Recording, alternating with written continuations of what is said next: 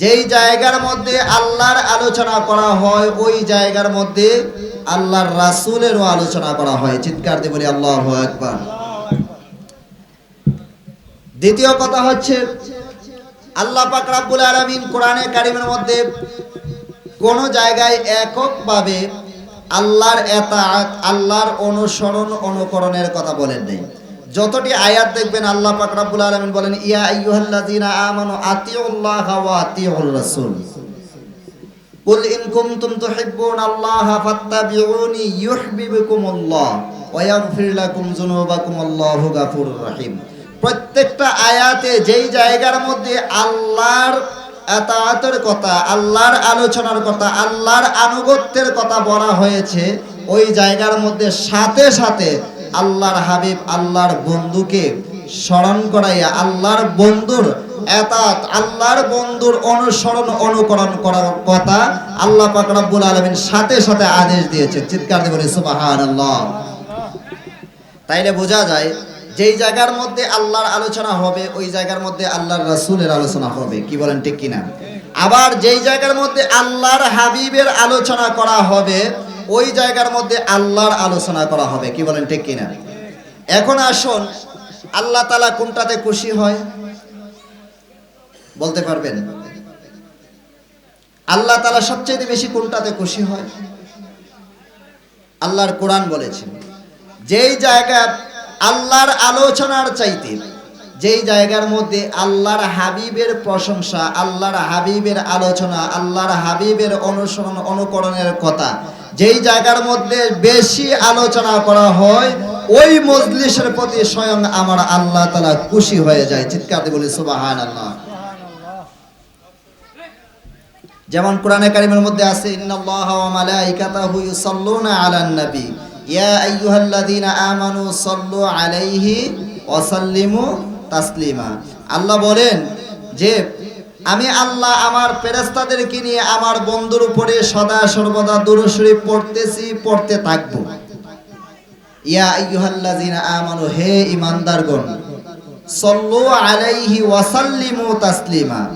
আল্লাহ বলেন যে ও আমার বান্দারা, আমার বন্ধুর উপরে তোমরা দুরূদ শরীফ পড়ো, দুরূদ শরীফ পড়ার মতো পড়ো, দুরূদ শরীফ পড়ার মতো পড়ো। অর্থাৎ আদবের সহিত, মহব্বতের সহিত, প্রাঞ্জল ভাষায়, মায়া কণ্ঠ দিয়ে, রাসূলুল্লাহ সাল্লাল্লাহু আলাইহি ওয়াসাল্লামের মহব্বত নিয়ে, ভালোবাসা নিয়ে আল্লাহর হাবিবের উপরে দুরূদ শরীফ পড়ো। চিৎকার দিয়ে বলি সুবহানাল্লাহ।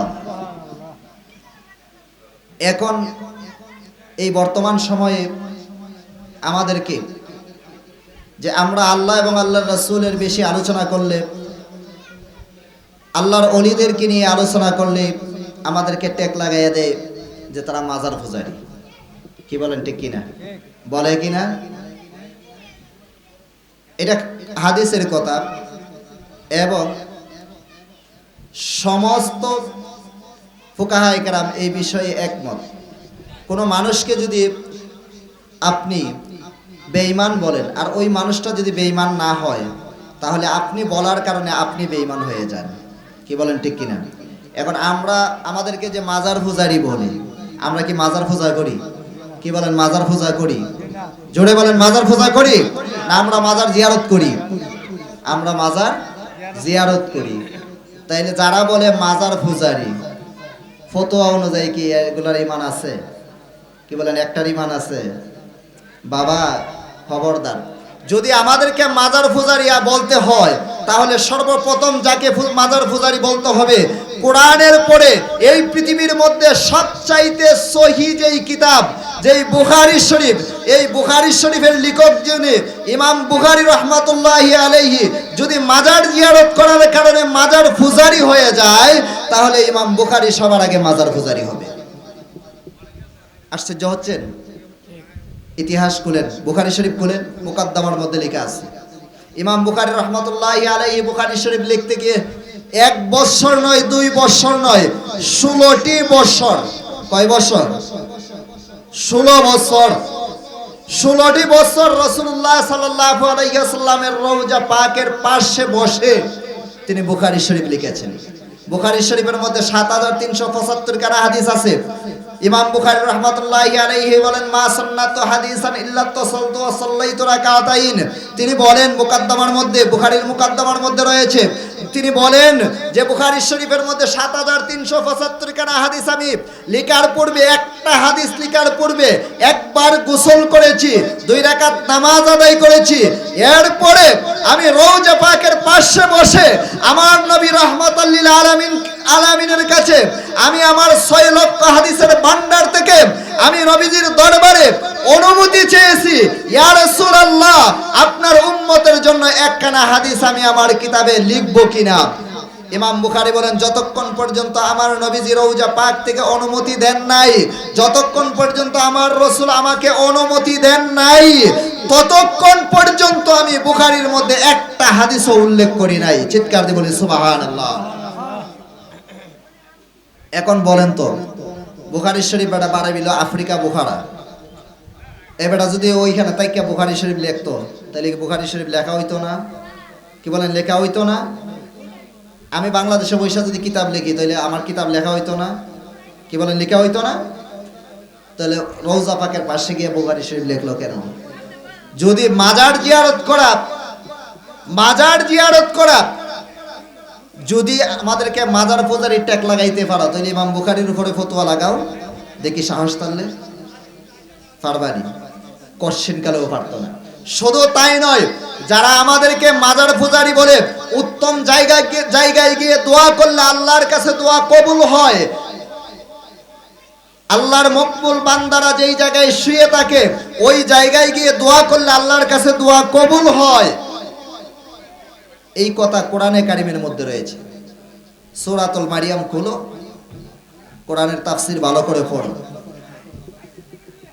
তো এই জন্য বাবারা, বন্ধুরা আমার, ইমাম বুখারী রাহমাতুল্লাহি আলাইহি, সংক্ষেপে বলছি, ইমাম বুখারী রাহমাতুল্লাহি আলাইহি এমন একজন ব্যক্তি ছিলেন যার ইন্তেকালের পূর্বে তার সমসাময়িক একজন বুজুর্গ, তিনি ইমাম বুখারী রাহমাতুল্লাহি আলাইহিকে স্বপ্নে দেখতেছেন।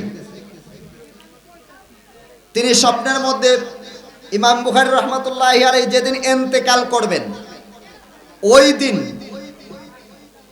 ওই বুজুর্গ স্বপ্নে দেখতেছেন রাসূলুল্লাহ সাল্লাল্লাহু আলাইহি ওয়াসাল্লামের বিশাল এক সাহাবায়ে কেরামের জামাত নিয়ে রাসূলুল্লাহ সাল্লাল্লাহু আলাইহি ওয়াসাল্লাম ইমাম বুখারীর বাড়ির দিকে যাচ্ছেন। চিৎকার দিয়ে বলি সুবহানাল্লাহ।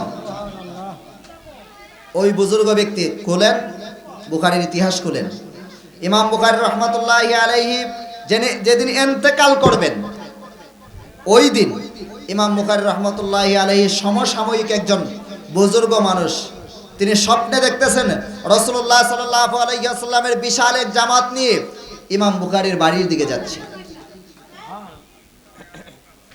ওই বুজুর্গ আমার নবী রাহমাতাল লিল আলামিনকে ডাক দিয়ে বলেন, ইয়া রাসূলুল্লাহ, নবী গো, বিশাল জামায়াত নিয়ে, বিশাল সাহাবায়ে কেরামের জামাত নিয়ে আপনি ইমাম বুখারীর বাড়ির দিকে যাচ্ছেন, তার কারণটা কি?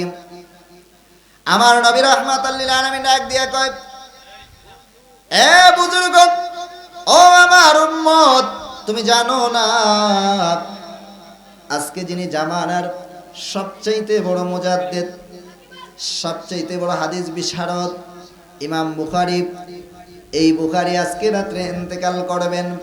ওই ইমাম বুখারীকে আমি রাসূল নেওয়ার জন্য, আজ্ঞা নেওয়ার জন্য স্বয়ং মদিনা শরীফ থেকে আমার সাহাবায়ে কেরামের জামাত নিয়া ইমাম বুখারীর বাড়ির মধ্যে আমি উপস্থিত হয়ে যাব।